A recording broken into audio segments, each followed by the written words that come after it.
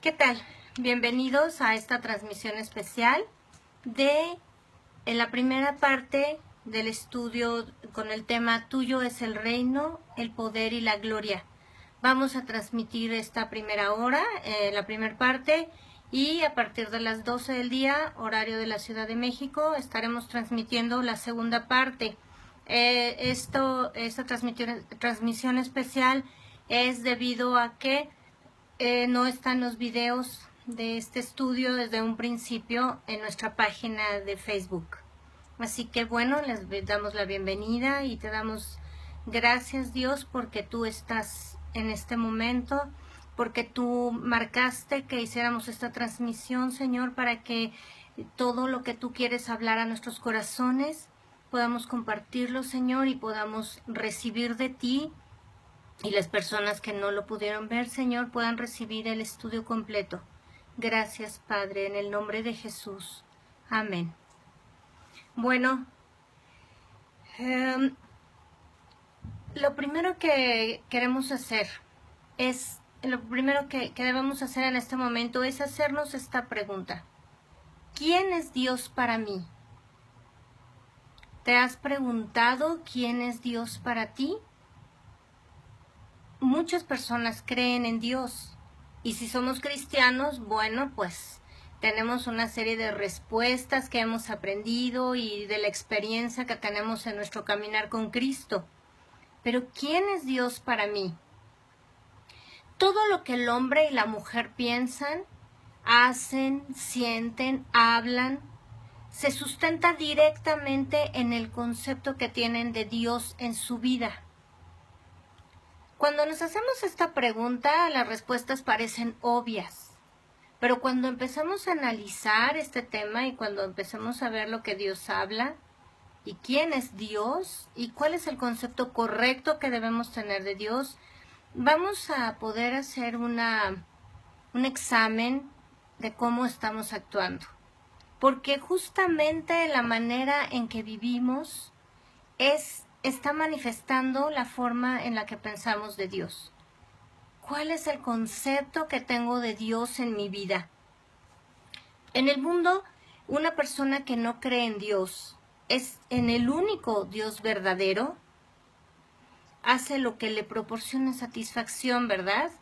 Busca desarrollar su vida a su modo, vive el momento o planea todos sus sueños, todas sus expectativas y sus metas de acuerdo a su paso por esta tierra, pues no tiene que rendir cuentas a un ser supremo.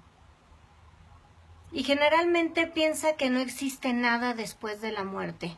La gente que no conoce al Dios verdadero, que nunca ha tenido contacto con la palabra de Dios, que viven y piensan que su caminar por esta tierra es lo único que existe, generalmente no piensan que hay una eternidad, no piensan que no hay nada, el día que se mueran terminó todo, y viven de esa manera. Viven de acuerdo a ese conocimiento, a ese concepto que tienen. La gente que cree en dioses falsos actúa de acuerdo a las reglas de esa religión, que van desde rituales simples hasta actos sanguinarios y atroces, como hemos visto, ¿verdad?, que sucede, los que practican religiones falsas y que matan a otros, que causan terrorismo, que causan daño y destrucción a su alrededor, a sus propios hijos, a sus propias familias. Ellos mismos están dispuestos a destruirse en aras de esta religión y de esta falsa doctrina que tienen, de este falso concepto, de acuerdo a los dioses que sirven.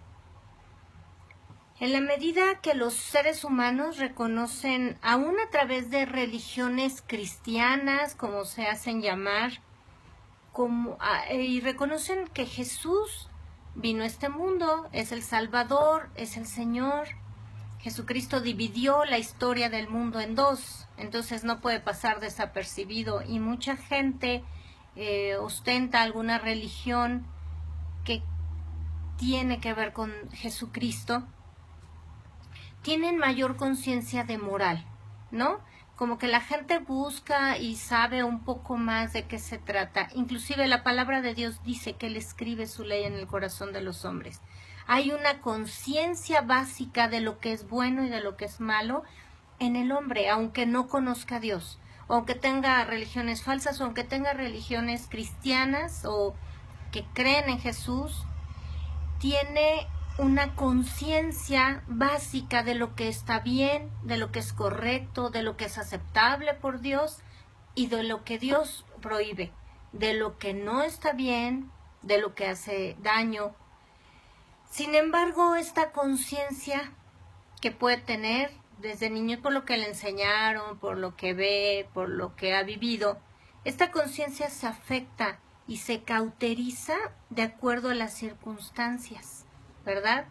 Si se le presenta la oportunidad de hacer algo indebido, bueno, pues entonces la conciencia la deja un poco de lado y hace lo que cree o lo que quiere en ese momento, lo que le causa placer, lo que satisface. Exactamente, camina conforme al pensamiento, conforme al concepto que tiene de Dios. Aún los cristianos vivimos de acuerdo a lo que conocemos y creemos de Dios. Aún quienes hemos abierto nuestro corazón, le hemos pedido al Señor que sea nuestro Señor, nuestro Salvador, le reconocemos ante los demás como el Señor de nuestra vida, aún caminamos a veces de una manera errónea por los pensamientos que tenemos de Dios, por las doctrinas que hemos aprendido, o caminamos de la forma perfecta en los caminos del Señor, cuando obedecemos sus mandamientos, cuando conocemos su perfecta voluntad. La conducta del cristiano, igual que las otras religiones que se hacen llamar cristianas, dependen de esta doctrina como estamos hablando. Depende de cada denominación o congregación y el ejemplo de sus líderes. Si el líder camina de acuerdo al mundo y le gustan la música, las celebraciones mundanas y la moda, y está a la vanguardia con los últimos avances de la tecnología, bueno, pues así camina su congregación. Si el líder es una persona religiosa, es una persona legalista, que impone sus propios su propio criterio y sus propios mandamientos a la gente, prohibiendo cosas que a veces Dios no prohíbe, o limitando las decisiones de las personas a su voluntad personal, bueno, pues así camina la congregación, así caminan los seguidores de estos líderes.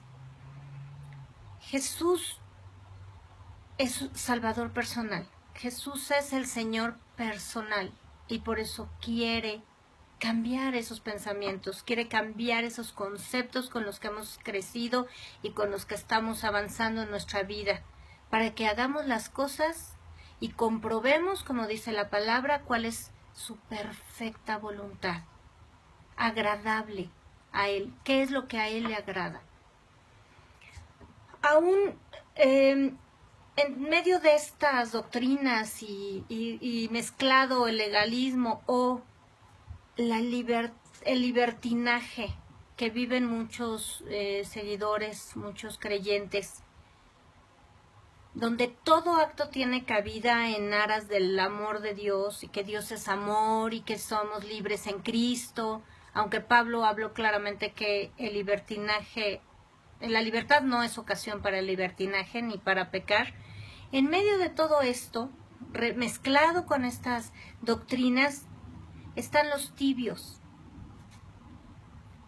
estas tendencias con las que se vive, esta tendencia de tibieza con la que muchos viven, es ese cristiano cuya pasión por Dios, cuya relación con Dios depende del momento, ¿verdad?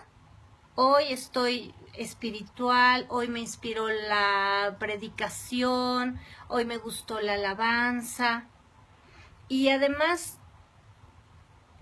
Depende también el cristianismo de esta persona, del tibio, depende de que sus circunstancias sean aceptables.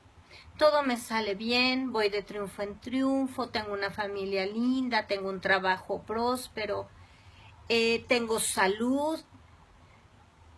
Y además depende de que todos sus planes vayan avanzando, ¿verdad? Se vayan cumpliendo, de que todas las circunstancias que le rodean sean convenientes para cumplir sus sueños y deseos.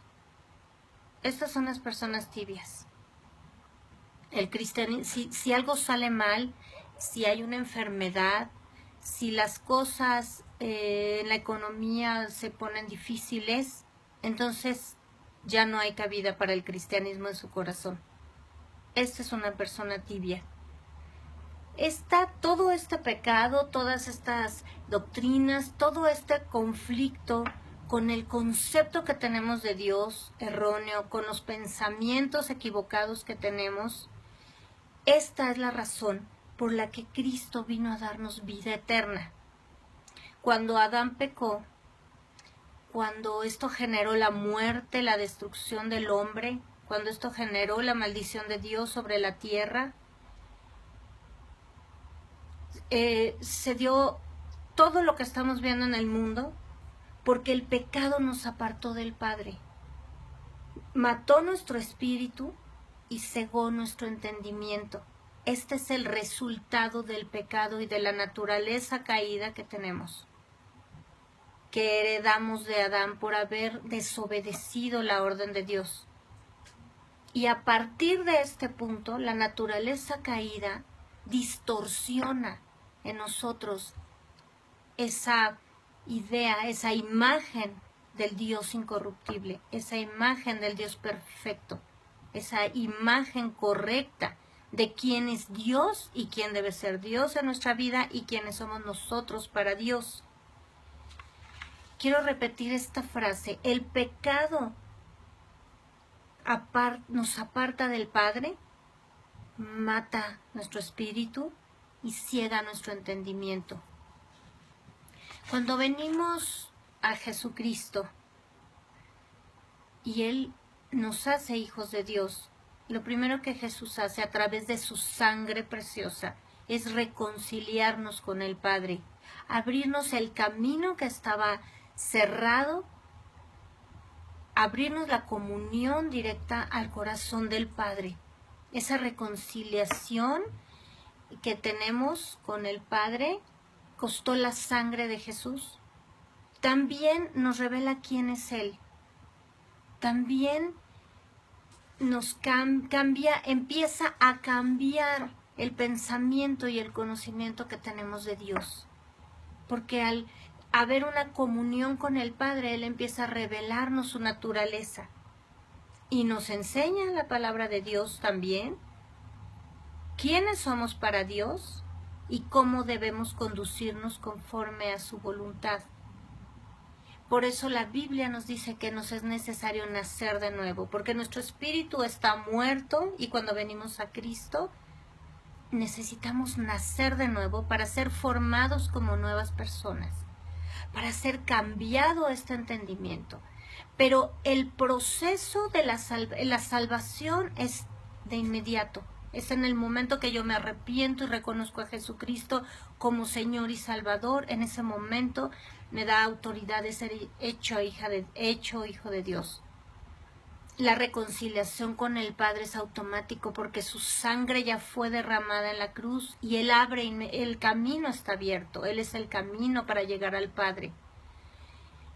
Pero el proceso de la renovación de nuestro entendimiento comienza en ese momento, y termina cuando lleguemos a la presencia de Dios. Esa renovación del entendimiento es donde el Señor comienza a trabajar en nuestra vida. Cuando comenzamos a conocerle, empezamos a amarle verdaderamente y a confiar en su poder y perfecta voluntad. Jesús nos mostró la forma en que Él se quiere dar a conocer a nosotros, y es a través de la oración, la comunión íntima que viene a través de su Espíritu Santo. Jesús dijo, vamos por favor a Mateo 6, capítulo 6, versículos del 9 al 13. Jesús dijo, esta oración que es universalmente conocida como el Padre Nuestro, es un modelo de oración, no es para que repitamos una y otra vez las mismas palabras, es el modelo de oración, es la forma en la que Jesús nos está enseñando a orar y acercarnos al Padre.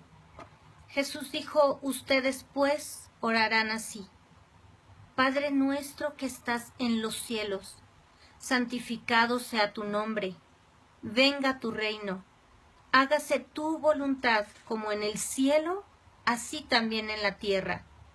El pan nuestro de cada día, dánoslo hoy, y perdónanos nuestras deudas, como también nosotros perdonamos a nuestros deudores. Y no nos metas en tentación, mas líbranos del mal, porque tuyo es el reino, y el poder, y la gloria, por todos los siglos. Amén. Aquí el Señor reconoce la omnipresencia de Dios. Cuando dice, Padre nuestro que estás en los cielos, no es que Dios está allá lejos en el cielo, sentado en su trono y no tiene cuidado y no se da cuenta de lo que hacemos. Los cielos es todo lo que Dios ha creado. Es la tierra, la atmósfera, el tercer cielo donde está su gloria, dice la palabra de Dios, y esa omnipresencia de Dios es la que estamos reconociendo. Él está en todo lugar. Dice, venga tu reino, hágase tu voluntad. Y ahorita vamos a ahondar en este tema, porque esta declaración que da Jesús al final, que dice, tuyo es el reino y el poder y la gloria por todos los siglos, debe ser la columna de nuestro pensamiento y de nuestra fe. Ese es el inicio donde nuestra mente tiene que estar fundada, reconociendo que de Dios es el reino y el poder y la gloria antes y después de que nosotros existiéramos, antes de que existiera la tierra y después de que Dios la acabe, de que llegue el final de los tiempos. Siempre la palabra de Dios va a permanecer porque es eterna. A través de esta afirmación, Dios también nos revela a través de estas palabras que dio por medio del rey David. En Primera de Crónicas 29 nos dice el Señor, Primera de Crónicas 29, capítulo 29, versículo 11 al 12, dice la palabra de Dios. Tuya es, oh Señor, la magnificencia y el poder, la gloria, la victoria y el honor, porque todas las cosas que están en los cielos y en la tierra son tuyas. Tuyo, oh Dios, es el reino, y tú eres excelso sobre todos. Las riquezas y la gloria proceden de ti, y tú dominas sobre todo. En tu mano está la fuerza y el poder, y en tu mano el hacer grande y el dar poder a todos. Dios tiene el absoluto control de todo, porque Dios es el creador. El Señor es el dueño de todo cuanto existe. ¿Por qué lo hizo?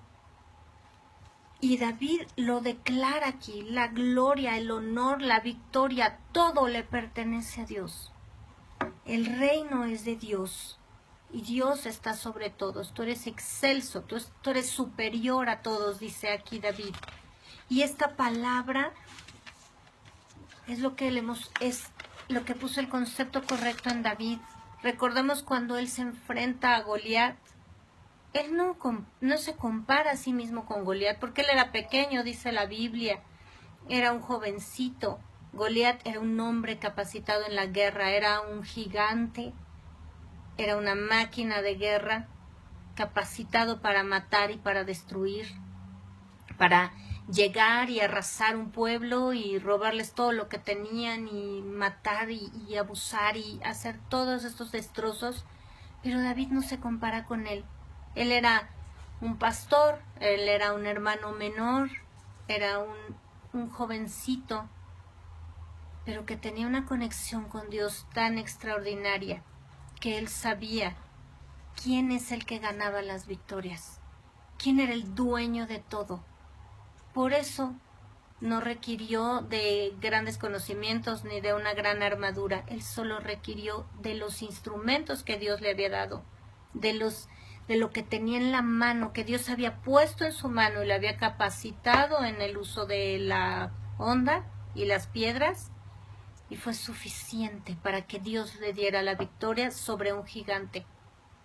No, aquí no fue el conocimiento, no fue la fuerza, no fue la experiencia lo que le dio la victoria a David y al pueblo de Israel, fue Dios, porque Dios es el dueño de todo. De Él es la victoria, de Él es la gloria y de Él es el honor. Y todos los que no le reconozcan están debajo de Él. Todos los que no le reconozcan no tienen ningún poder sobre Dios, ninguna capacidad para enfrentarse con el Dios verdadero. Cuando estamos en la presencia de Dios, nuestra mente empieza a renovarse con su naturaleza divina. Comenzamos a reconocer su absoluto señorío en nuestra vida. Por eso Dios abrió el camino hacia el Padre, porque es su propia naturaleza la que se revela a nosotros. Nuestra mente no alcanza a comprender la grandeza de Dios. Es como si quisiéramos meter el océano Pacífico en un baldecito, en una cubeta. No cabe. La grandeza y la eternidad de Dios no caben en nuestro entendimiento. Por eso las personas no pueden reconocer a Dios hasta que se arrepienten y vienen a Jesucristo. Y es por eso que su naturaleza empieza a mostrar su señorío, empieza a mostrar su poder en nuestra vida. Su Espíritu Santo entra en contacto con nuestro espíritu y nos empieza a revelar lo que está escrito en la palabra de Dios, en la Biblia, y empezamos a comprender. Es hasta entonces que podemos entender lo que Dios nos habla. Es hasta entonces que empezamos a tener la imagen correcta de Dios. En este momento nos empezamos a dar cuenta que Jesucristo tiene todo el control de las circunstancias, por más absurdas que parezcan. Como David y Goliat, era absurdo que un jovencito pretendiera derribar solo a ese gigante, que no pueden derribar ni siquiera ejércitos completos. Era absurdo. Pero es cuando empezamos a entender quién es Dios, su magnificencia, su poder, su gloria. Cuando nosotros no tenemos el concepto correcto de Dios, cuando no pasamos el tiempo necesario en su presencia, empieza nuestro corazón a angustiarse y a desesperarse, ¿verdad? Empezamos a vivir en una desesperación, sentimos que no tenemos control sobre las cosas, que todo está saliendo mal, no vemos la salida, no vemos la luz al final del camino en un problema. Y esta angustia y esta desesperación surgen de nuestro incrédulo corazón porque queremos gobernar nuestra propia vida y la de los que nos rodean.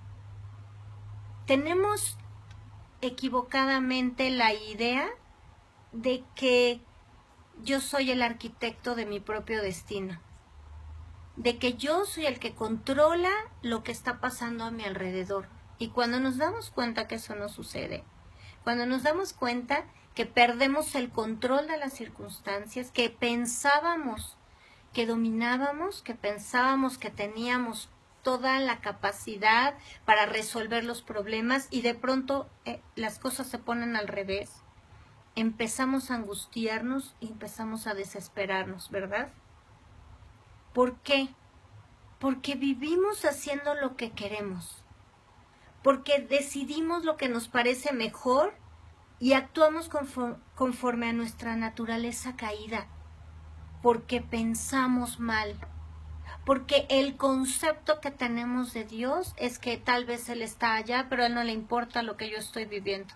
Él está en el cielo y está tan preocupado por las guerras y tan ocupado en el hambre del mundo que no tiene nada que ver conmigo. Y aún siendo cristianos, a veces vivimos de esa manera. Hacemos lo que queremos, decidimos lo que queremos, caminamos por donde nosotros pensamos que es lo mejor, creemos que tenemos el control y que somos los que decidimos nuestra vida y finalmente vivimos a nuestra manera, ¿verdad? Como esa canción tan popular. ¿Por qué? Porque tenemos la idea que estamos en esta tierra para satisfacer nuestras necesidades, para alcanzar nuestros sueños y las metas personales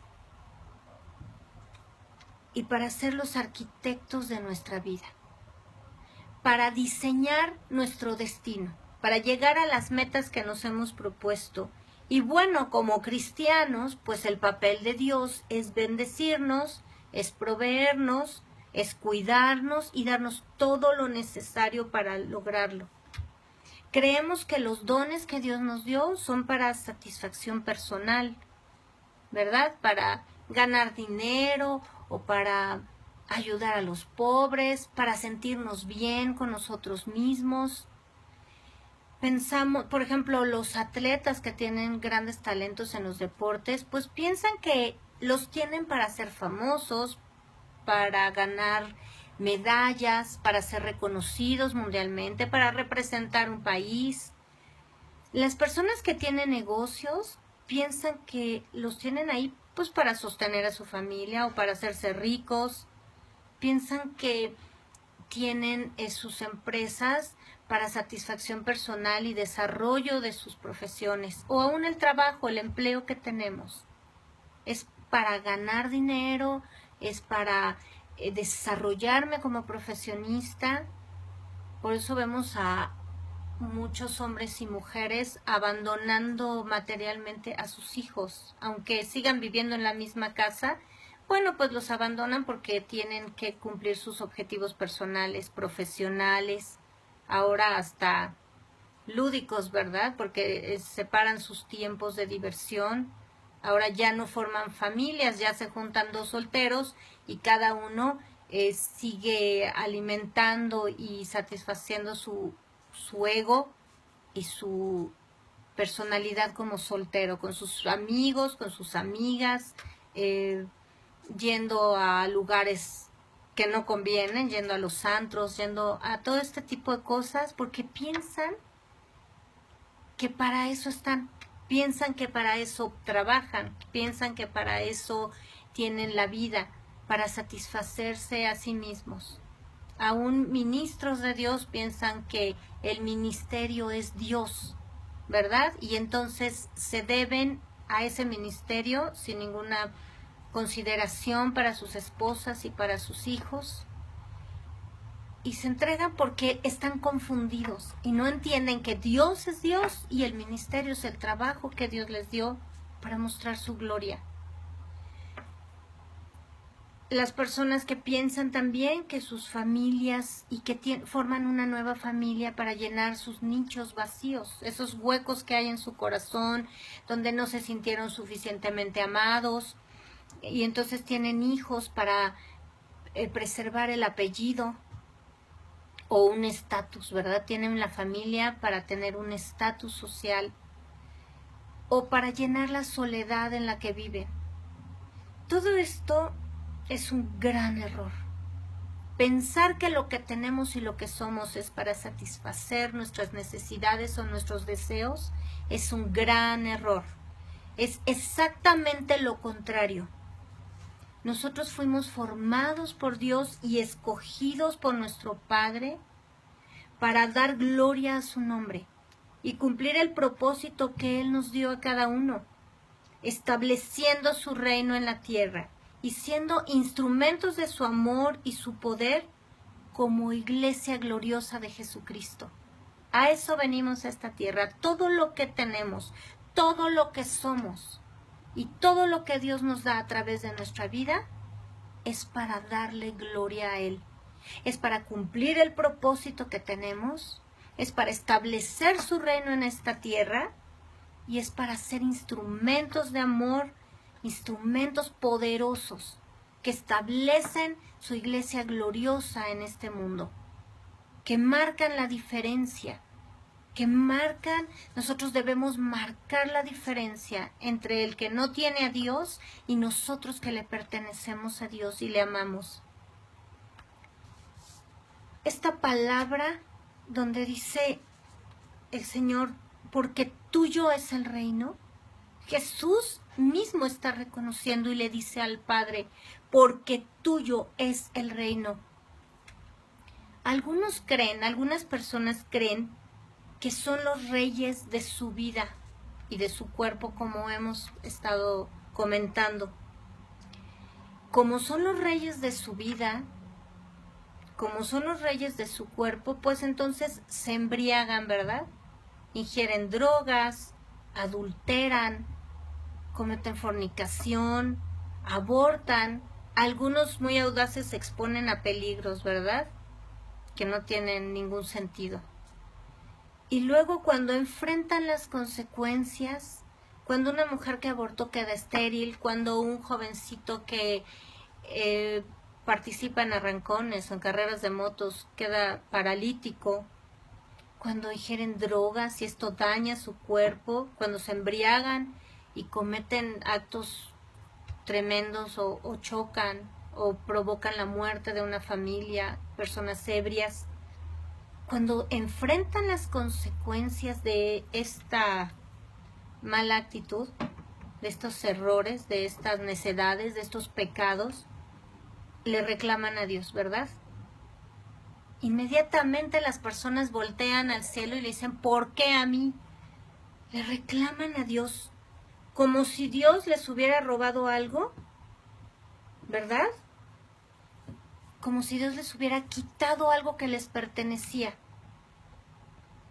Algunas personas cuando se enferman o pierden algún ser querido o pierden su trabajo,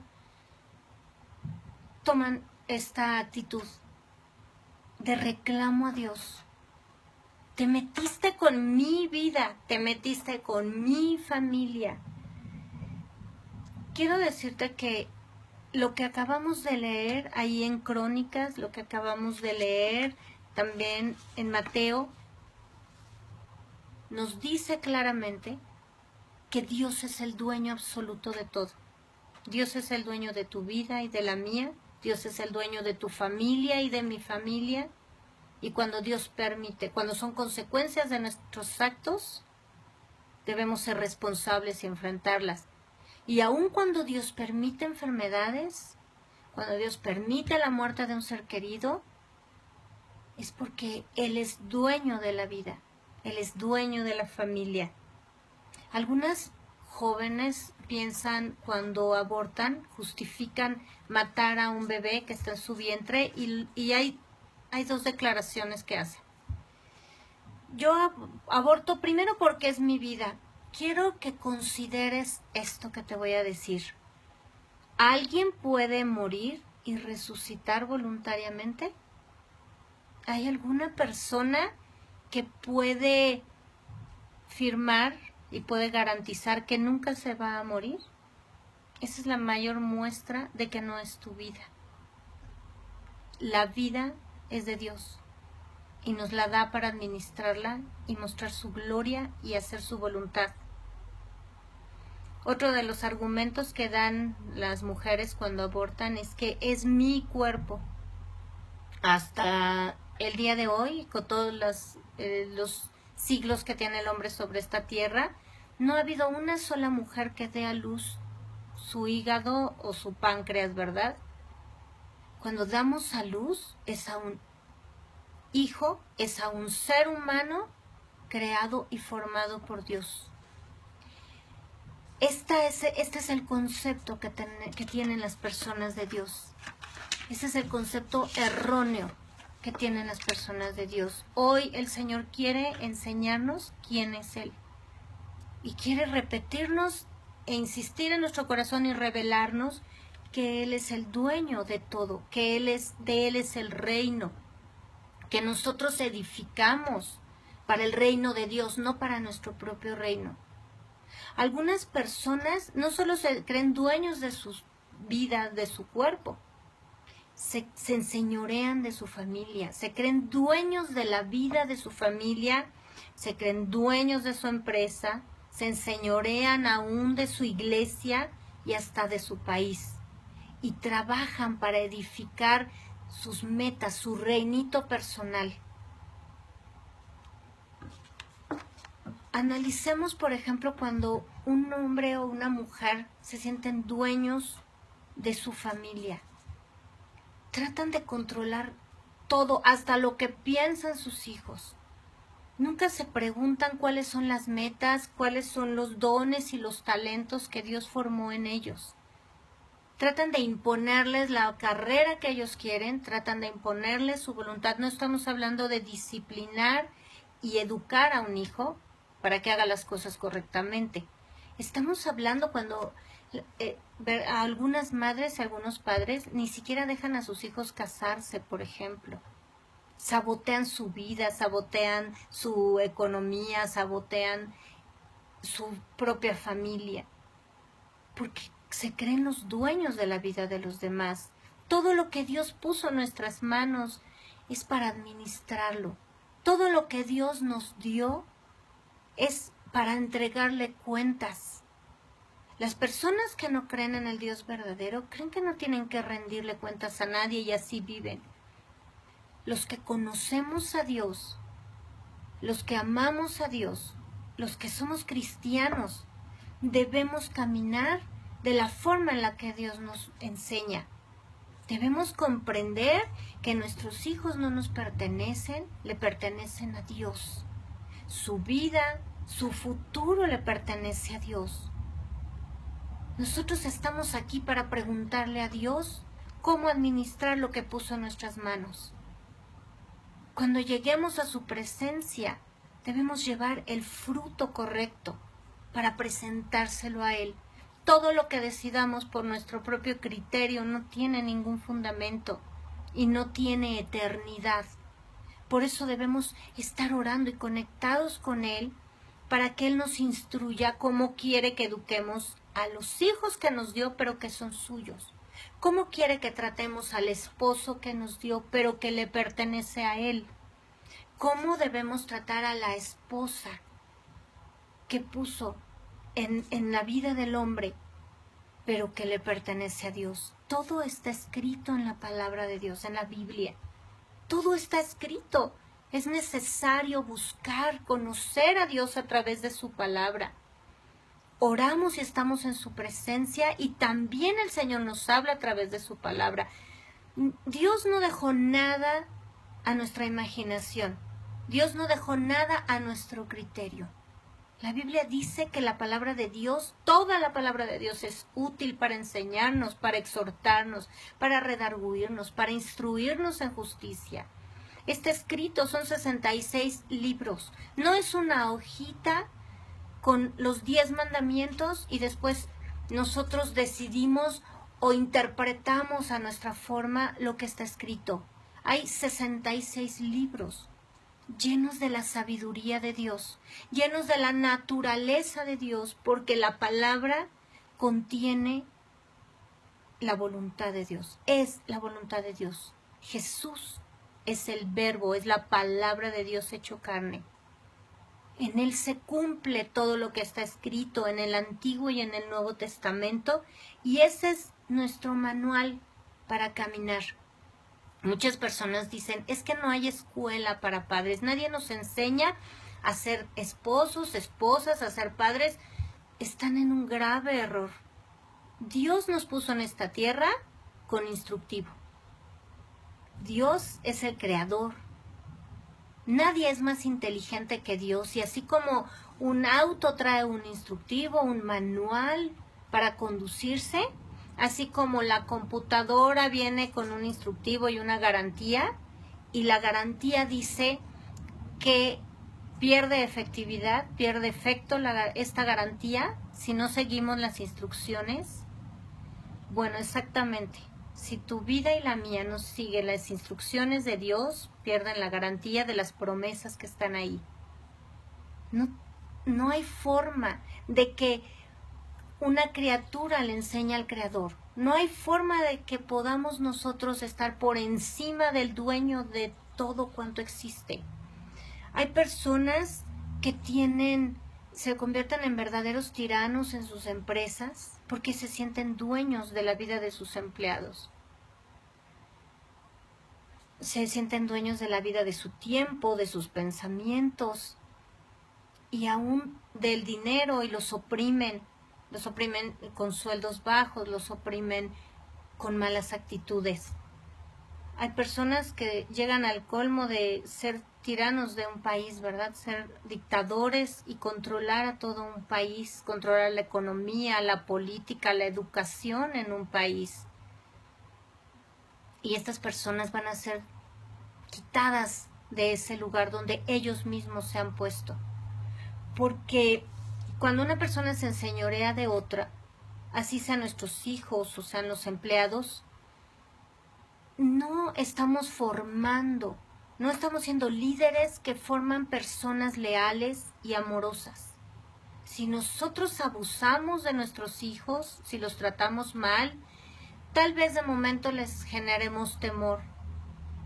Y saben que pues dependen, ¿verdad?, económicamente de nosotros o de la casa donde habitan, pero cuando llegue el momento se van a ir, se van a alejar. Y vamos a generar resentimiento en lugar de amor, temor en lugar de respeto y traición en lugar de lealtad, porque esos hijos solo van a buscar a los padres cuando los necesiten y cuando requieran algo. No los van a buscar por gratitud, por amor, por tener una convivencia con ellos. Lo mismo pasa con los empleados. Cuando los jefes, los dueños de los negocios, de las empresas, los tratan mal, generan resentimiento. Y ha habido ocasiones en las que los empleados se levantan y les quitan literalmente las empresas a estos tiranos porque abusan de ellos y porque no generaron en ellos gratitud ni lealtad. Así pasa en los países y así lo vemos una y otra vez en nuestra vida. Cuando alguien no reconoce que todo lo que está a nuestro alrededor es de Dios, lo vamos a perder porque Dios nos lo va a quitar. Dios nos va a quitar ese control que queremos tener sobre los demás. Hay un ejemplo extraordinario en la palabra de un hombre que reconoció a Dios sobre toda su vida, de un hombre que verdaderamente sabía quién era el dueño de todo cuanto existe, y es Abraham. Abraham fue llamado por Dios a dejar su parentela, a dejar el país donde vivía, a dejar a sus amigos, todo lo que había hecho en ese lugar.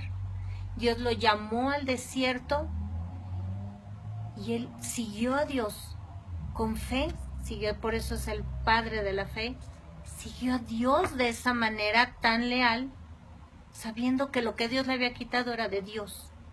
Pero la culminación, lo más alto, la más alta lealtad y obediencia y reconocimiento que tuvo Abraham fue cuando, después de tantos años de no poder tener hijos, Dios le da a Isaac, su único hijo, esperado, amado. Dios le da a Isaac y se lo pide. Dios le dice que le sacrifique a Isaac. El corazón de Abraham era de padre, un padre que esperó tantos años por ese amado hijo, pero no titubeó en obedecer a Dios, porque Abraham reconoció que Isaac le pertenecía solamente a Dios, que si Dios se lo había dado, Dios se lo podía pedir, que si Dios lo había puesto en sus brazos, Dios se lo podía quitar, porque le pertenecía a Isaac. Debemos reconocer que el rol que Dios nos dio en esta tierra, ya sea personal, como cónyuges, padres e hijos, trabajadores, ministros, etc., es para edificar su reino. y vamos a darle cuentas. Por lo tanto, si no hacemos su voluntad, estamos desobedeciendo y vamos a pagar las consecuencias. Cuando nosotros pretendemos enseñorearnos de lo que le pertenece a Dios, vamos a actuar mal, como lo hemos estado viendo. No hay forma que yo le reclame a Dios, por ejemplo, sobre mi cuerpo, cuando viene una enfermedad. Hay enfermedades terribles, ¿verdad? Cuando una persona tiene una gripe, bueno, con algún medicamento se sana o con algunos días de reposo se sana.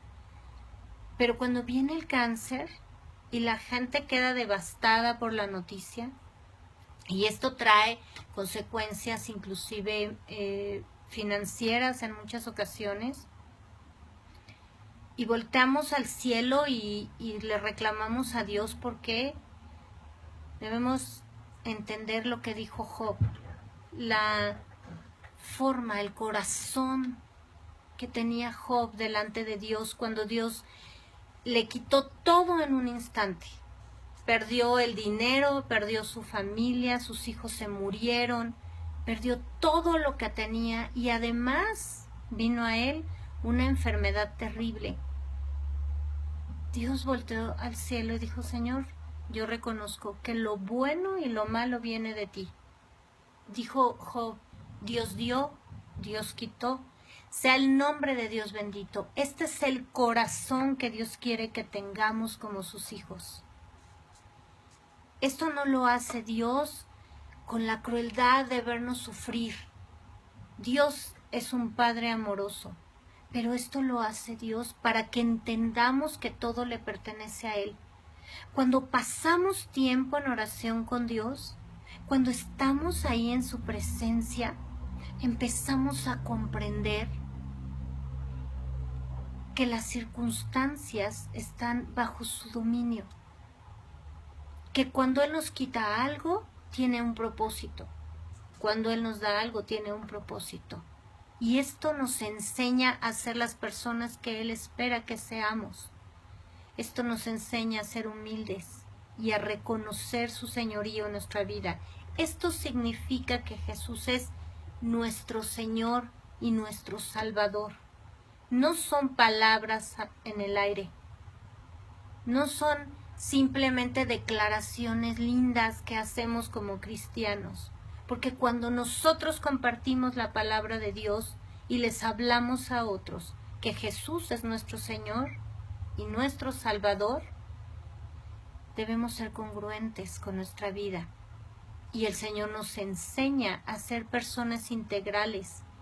El Señor nos enseña a ser coherentes, lo que decimos con lo que hacemos, lo que hablamos con lo que vivimos. Esto es lo que le estamos enseñando al mundo. Esto es lo que debemos enseñar a nuestros hijos. La palabra de Dios dice que todas estas palabras que están escritas en la Biblia debemos repetirlas a nuestros hijos y a nuestros nietos para que vivan una vida eterna, para que vivan conforme la voluntad de Dios, para que prosperen, para que sean bendecidos, para que las bendiciones que reciban de Dios las puedan disfrutar. Una persona que cree que tiene el control de su vida y de los demás, cuando pierde el control, está perdido. Cuando una persona se cree la dueña de todo y pierde todo, hay personas que hasta se suicidan porque no aguantan haberse dado cuenta que en realidad no tenían nada.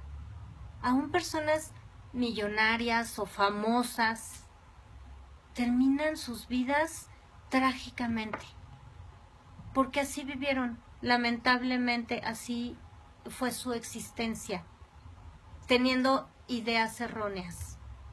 Cuando de pronto uno descubre la verdad y es contraria a lo que nosotros pensábamos, uno se desilusiona, ¿verdad?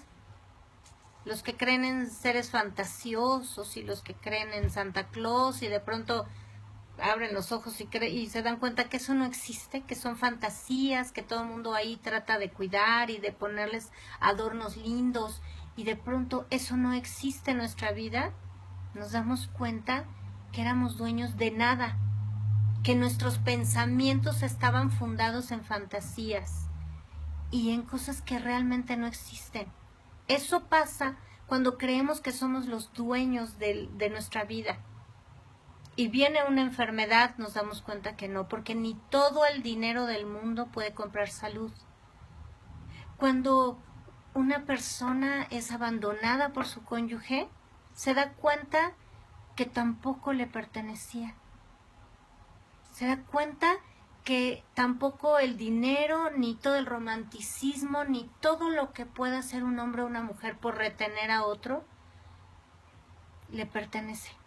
No tiene el control, no tenemos el control de la vida, ni siquiera de nuestra propia existencia, ni siquiera sabemos qué va a pasar mañana. Hay personas que salen y ya no regresan a sus casas. Y el hombre sigue insistiendo en enseñarnos o en enseñorearse de otros. Sigue insistiendo en decir que es arquitecto de su propio destino. Dios es el dueño y el Señor de todo cuanto existe. Y cuando Cristo viene en nuestra vida, eso nos da reposo. ¿Sabes por qué? Porque Él tiene el control de todas las cosas. Porque cuando nosotros venimos a Jesús, entonces podemos confiar en Él. Porque si viene una enfermedad a mi vida y Él es mi sanador, entonces puedo descansar en su sanidad. Porque si Él es el dueño del oro y de la plata y yo pierdo mi trabajo, yo tengo problemas financieros, puedo confiar que Él es mi proveedor. Puedo confiar que las riquezas le pertenecen y Él las va a hacer venir a mi vida. Y que en este momento de escasez Él no me va a dejar sin comer. Él me va a dar lo necesario en todas las cosas. En que aunque mi monedero esté vacío, Él va a proveerme lo necesario. Podemos hablar de testimonios tremendos, de no tener un peso y Dios proveer para el pago de la renta, de no tener un peso y Dios proveer alimento cuando alguien llega y te lleva una despensa, el no tener dinero y alguien proveer y pagar para la escuela de tus hijos, aún para gustos, aún para deseos del corazón. Esa es la diferencia entre querer tener el control y reconocer que Dios lo tiene. Ese es el reposo en el que podemos vivir como cristianos.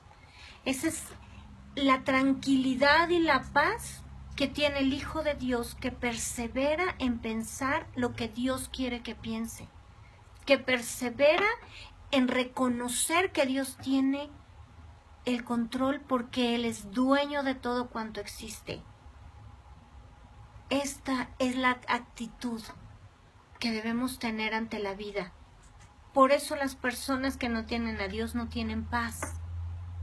Y nosotros como cristianos tendremos paz en una relación íntima con Dios.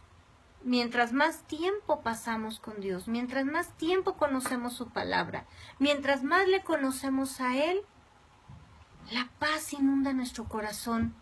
Algunas personas que no conocen a Dios o que viven en esa religiosidad y que están angustiadas todo el tiempo por lo que pasa a su alrededor, verdaderamente les impresiona, a algunos les molesta el vernos con una paz cuando estamos pasando por circunstancias difíciles, ¿verdad?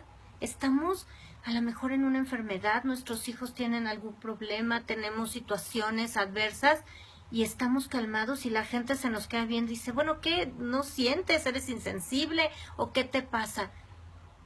Y entonces es cuando ellos pueden ver que confiamos en Dios.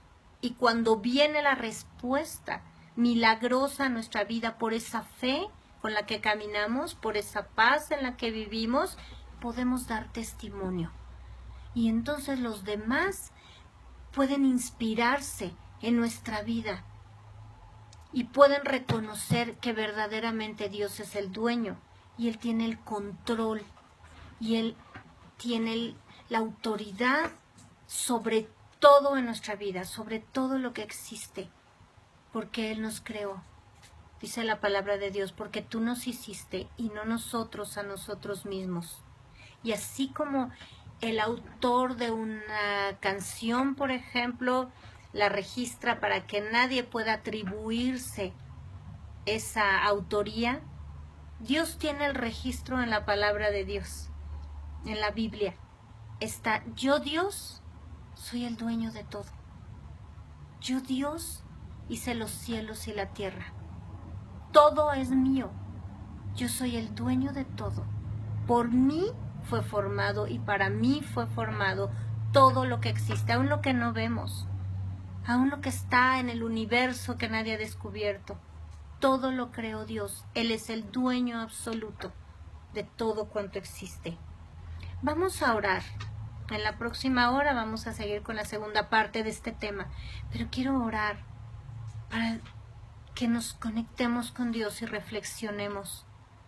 Padre, yo te pido que esta revelación de que tú eres el dueño de todo esté en nuestros corazones de continuo. Que esta declaración que hizo Jesús, porque tuyo es el reino, el poder y la gloria por todos los siglos, Señor, sea el fundamento de nuestro pensamiento.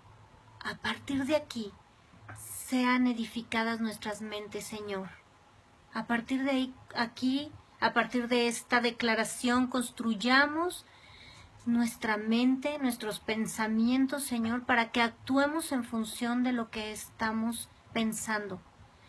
Yo te pido que la imagen correcta del Dios Altísimo y del Padre Celestial que tú quieres que tengamos, la reveles a cada uno de los que está escuchando este mensaje, la reveles en mi vida, Señor, y en mi familia.